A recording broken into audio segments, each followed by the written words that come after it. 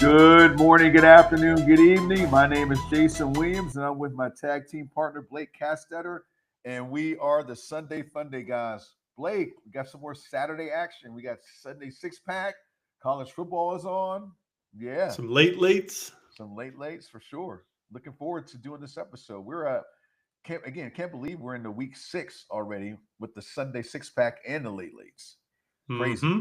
We crazy. are. Yeah. Oh, I'm looking at this is the first time I've looked at your bets. Very interesting, my man. Well, you like them? I guess we can Uh talk as we get going. we'll talk as we get going. Speaking of get going, we'll get right into it. I'll start it off. And my first bet for this week is David Njoku over 3.5 receptions at minus 188 on FanDuel. Spoke about Njoku last episode. The fact that Dylan Gabriel likes to throw the tight ends, Blake, bodes well for Joku. 9 targets, 6 receptions last week is a good sign for him moving forward. The 3.5 reception number seems awful low unless Vegas knows something. And you know Vegas, they may know something. But in this instance, I'm saying take the over for sure. 3.5 against the Steelers, who don't necessarily do well against tight ends. I mean, you always say slam dunk, but man, this is a tempting one to put your money down on for sure. That was going to be my addition, is they're not solid against tight end. So not only is Gabriel liking his tight end, and it's only got a 1 week sample size, right? Right. But that was a lot of receptions and a lot of targets. Yeah. So Doubled it up, I think, from the last 2 weeks. I know target wise, he didn't have 9 targets the last 2 weeks. with Flacco, he wasn't getting anything. I mean, he was Right. on some waiver wires. Yes. Scary. So David Joku over 3.5 at minus 188 against the Pittsburgh Steelers. Lock it up.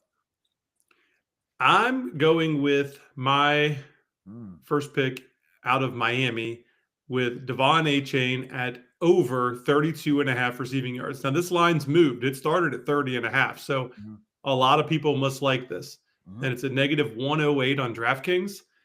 Since Tyreek Hill's injury, I mean, Achane has basically been the wide receiver 2 on the Dolphins.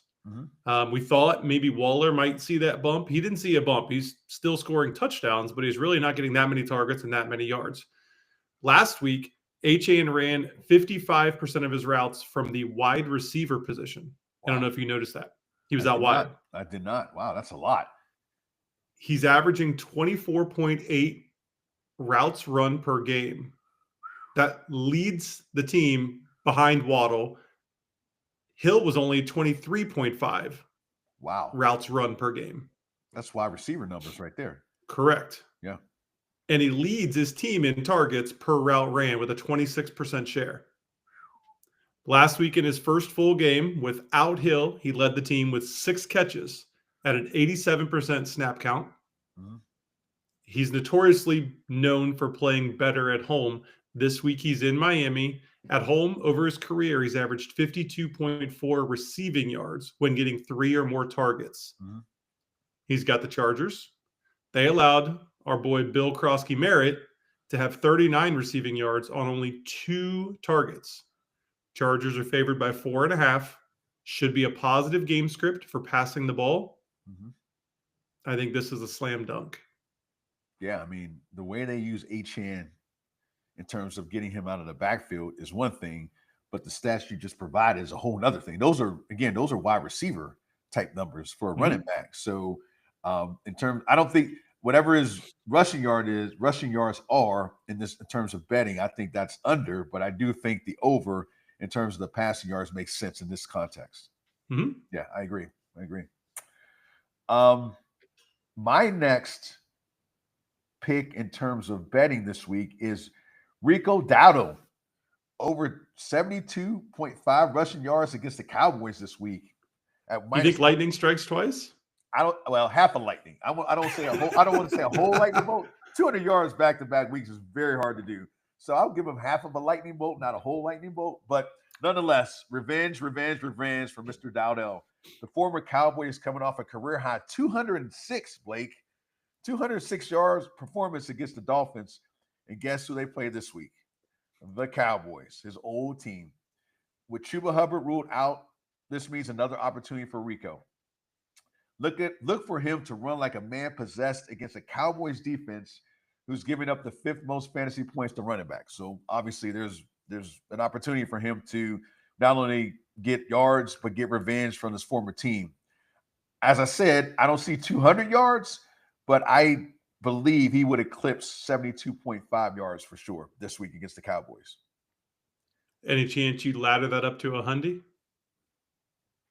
No. I can. Well, no. I'd have to consider it. I'd consider it. Yeah. Okay. I'd push it up to 90, at least 100. I'm not sure, but 90. Yeah. All right. Yep. My second pick of our Sunday six pack. I typically stay away from anytime touchdown scores. You don't hear it very often from me. That's why I looked at. I was surprised. And I'm not a huge believer in Ashton Jeanty. That too. But this week, the writing is on the wall. It makes sense in real life, and it makes sense on paper. Ashton Jeanty's current odds for an anytime touchdown are negative 145, so Vegas sees it as well. He's got the Titans, and their run defense has not been all that good this year. Right. They've allowed 10 rushing touchdowns in 5 games, with at least 1 per game. Wow. Michael Carter, Kyler Murray, Bam Knight, Woody Marks, Jonathan Taylor for a 3 spot, Puka, Blake Corum, and J.K. Dobbins. Those aren't necessarily the who's who of running backs. Some of which aren't even running backs. Puka, 45-yard touchdown run, right? Yeah. Kyler and Bam Knight, he's squeezed one in. I just see there's going to be another rushing touchdown scored against the Titans this week. It's going to be Ashton Jeanty. I'd even consider looking at 2+ at 380 odds. Ooh. Oh, really? Okay. I agree with you only for the simple fact is they gotta, and I love my man, but they gotta stop giving Geno the ball so much. Yes. Like and we talked about that interception deal. I mean, you could put it on him this week. Yep. An interception, 0.5 interceptions is happening. But I agree with you. I think the Raiders need to get back to getting Jeanty the ball and not passing 30 or 40 times. That's just not Geno's strength. Agreed. 1, maybe 2. 1, maybe 2. This one, how you like this one right here? My last pick. That's a bold prediction and a heck of a bet. I mean, you said it in our weekly picks of the week. Yeah. When you were talking Rams wide receivers. Yeah. Yep. So I am going Matthew Stafford 3+ touchdowns this week at +225. That's right. Not 1, not 2, but 3 touchdowns is the number for Matthew Stafford this week against the Ravens. Now, Blake, we've talked about the Ravens enough. We know the injuries on the defensive side of the ball, but I'm going to talk about the Rams and give you some stats. First in explosive plays. That means runs over 10+ yards and passes over 16+ yards. They have the NFL's leading quarterback in terms of yardage and wide receiver in yardage with Matthew Stafford and Puka Nacua. The Rams rank second in total passing yards per game as well as total offensive yards per game. I know 3 touchdowns is a lot, but remember, C.J. Stroud last week, 4 touchdowns. C.J. Stroud had done nothing up to that point. I expect Matthew Stafford to have a similar performance this week. I am definitely hedging my bet on 3+ touchdowns for him this week at +225. It wasn't just C.J. Stroud. The quarterback the week before hit for 4 as well. Correct. Yeah. Which Mahomes. Yes. Yeah, Mahomes. So as crazy as this sounds, and on a normal week, you would never consider it. This is definitely an option. Mm-hmm. Without question. If you're looking for a payout, you'll get it with this one. It's a payout. What were the odds? +225. All right. Yeah. Okay. My last pick. Sunday 6-pack. Mason Taylor over 3.5 receptions at -153. I don't like the payout on it. Yeah. But it just seems kind of like you're in Njoku. Like, this makes sense. Right. I mean, week by week, he's getting more and more involved in the passing game. Ever since recovering from that ankle injury in August, he is just continuing to be more involved. He's building chemistry with Fields. Week 3 against Tampa, he had 4 catches. Week 4 against Miami, 5 catches. week 5 against the Cowboys. 9 catches on 12 targets. Technically, 10 catches on 13 targets because he got a 2-point conversion. They just don't count that in the stat line. He's definitely the number 2 option behind Garrett Wilson. But Garrett Wilson's going to have his hands full with Pat Surtain this week. And the matchup isn't great for tight ends in Denver. They've allowed the 8th fewest fantasy points to the tight end position. But this is why I'm going with the receptions versus yardage. I would even consider laddering this up to plus 5. 5 plus receptions. So it's just 1 extra. Yeah. That takes us up to plus 121. Maybe even ladder it up to 6 plus at plus 284. 6. I'm not going 6, 7. Oh, this guy. Wow. Wow. I don't even know what to say. I have no idea. Wow. Hopefully Brax is watching. Hopefully everybody is watching. Hopefully get some comments on the on the YouTube page. Oh goodness. Yeah, I mean 3.5 for Mason Taylor seems like that seems to be the number for tight ends. 3.5 receptions. I'm not sure why, but again, unless Vegas knows something we don't know, I think this is a viable bet in terms of what he's produced over the last couple of weeks and potentially what can be a game where the Jets may be down, just like Dallas. If that's the case, he definitely is hitting 3.5. And at that point, you can consider even 6 plus. Again, with tight ends, it really depends on the game script, unless you're playing the Bengals. Then it's a lock. Right. Exactly. Which I really should have looked at Tucker Kraft's numbers this week. I was surprised. I'm surprised. I'm surprised you didn't have Tucker Kraft. That's your guy.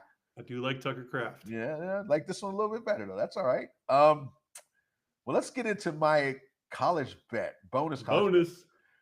First of all, I will have to gloat a little bit. 2-0 versus the spread. I had the Ducks against Penn State, and I had the Hurricanes.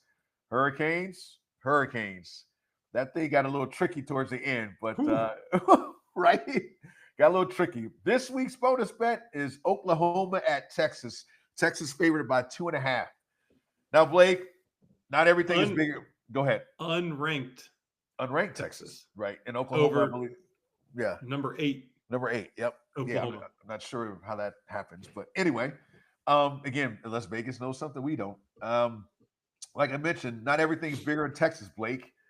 Coming off a national championship appearance, the Longhorns were preseason number 1 going into the season. The return of Arch Manning and all the Heisman Trophy talk all year, all summer, Arch. Well, all that is gone. Texas, while being 3-2, has not beat a Power 5 team this year so far. They've beat just also-rans. Now Oklahoma comes to Austin with the number 1 defense in college football. And what do I say, Blake? Defense travels. Number 1 in total D, number 1 in sacks a game. So you get the point. In all indications, they will get their Heisman front-runner quarterback, John Mateer, back this week, which will be huge. Texas national championship hopes are done. And I believe the Sooners will put a nail in the coffin this week. Give me the Sooners not only to cover, but to win the game outright. There you go. Take that money line at plus 108 on DraftKings. Yes. Plus money. Take it. No doubt. We got some other I've already got it posted on the Facebook page. Everyone's out there. Everyone can see it. Yes. The game's at 3:30, so we have a lot of time, but hey, it is what it is. We'll get it up. Yep, exactly. Some other lines that we like this week? Yes, sir. I got a handful that I like. Yeah. I went back and forth on some of these for my pick 6, so I just included them down here. Rachaad White, over 3.5 receptions. Last week he had 4. This week he's got San Francisco. He's got a track record of catching the ball against San Francisco. And I don't know if that carries over to this year, but over his past 3 games, he's had at least 5 receptions against San Francisco.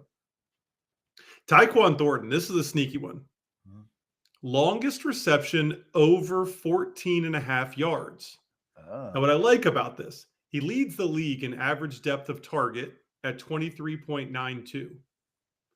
He has receptions of 30 or more yards in 4 of 5 games. He's clearly being utilized by the Chiefs on a weekly basis. And he plays a Lions team that plays a extremely high rate of man coverage. Guess what? Tyquan Thornton leads the Chiefs in win rate versus man coverage at 22.9%. Tyquan Thornton over 14 and a half longest reception. Finally, Bo Nix over 21 and a half rushing yards. This one on paper doesn't make a ton of sense. He's only covered this in 2 of 5 games so far this year. Which is surprising. Correct. Now, he had an 18 game and a 20-yard game, so he wasn't far off, but he's only covered this line twice. Right. I think the Jets defense works in his favor this week. The past 4 quarterbacks to face the Jets have covered their rushing total for the week. And not only have they covered it by an average of 15 and a half yards. So way The over. only quarterback this season that hasn't covered it was Aaron Rodgers in week 1.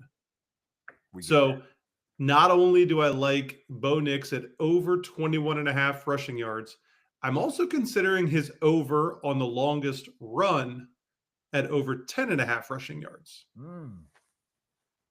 Interesting. Now, my final pick line that I like is Juwan Johnson under 37 and a half receiving yards. Welcome back, Foster Moreau.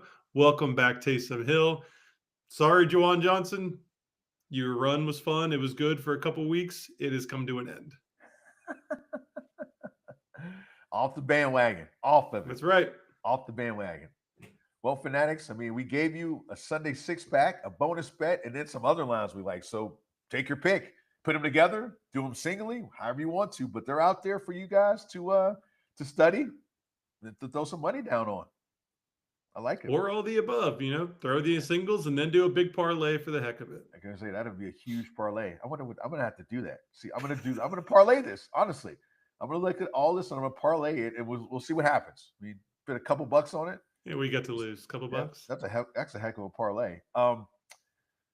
Lates. So I will kick it off by a guy I've never heard of, to be honest with you. I was like, okay, well, who's this guy? But again, we talked about injuries in our podcast in terms of guys getting hurt and guys stepping in. Well, Hunter Long, tight end for Jacksonville. Brendan Strange was put on the IR this week, Blake. Keep an eye on Hunter Long this week. If he starts to see an uptick in targets, which is probably likely, he may be a late you want to stash in the future. Again, just for the simple fact that he's the next man up. We will see. Yeah, this could be a beat the waiver wire too. Yeah, this is definitely because he's not on anybody's radar right now. Mm-mm. Yeah. But one big week, he's going to be the top waiver pick. Bullseye. Yep. Your late. And then my late is available in a lot of waiver wires still, which is surprising. Dude, I picked this guy up as soon as I knew he was starting. This is crazy. He's still available in a lot of waiver wires. Currently, wide receiver 20 is, again, Tyquan Thornton for Kansas City. Averaging over 20 yards per catch and has 3 touchdowns on the year. Like I talked about, the Lions play a lot of man. And if this is the shootout that we all think we're going to get, I can see Mahomes hitting him for a couple downfield targets this week. For sure. I really have a hard time believing that he's out there in a lot of leagues. But if he is, pick him up, especially for buys. You got guys not performing. I mean, that's interesting if he's still out there. Yeah, I don't know. It just seems like, again, once he was named a starter several weeks ago, even though Rashid Rice is coming back and Xavier Worthy, that people would have picked him up. But if you're got depth at receiver and you don't need him, then why do it? But if you don't, you should have scooped him up a long time ago. Yeah. Consistently putting up points. Exactly. Well, Blake, anything else for the Fanatics Kingdom? Now keep an eye on those college football bets. Oh, Mr. College Football. Mr. College Football. He's folks. He's coming around. I told you a couple weeks ago, I'm gonna get him to come around, and he's starting to come around finally. How long have we been doing this? 3 years? Yep. Yeah, he's How many coming college around. football bets have I put in? Maybe 4. Ever. Maybe. Count on one hand. That's all right. That's all right. Well, there you have it, Fanatics. Our Sunday 6-pack for week number 6. Good luck and have yourselves a great Sunday fun day. Sunday fun day, guys. Out.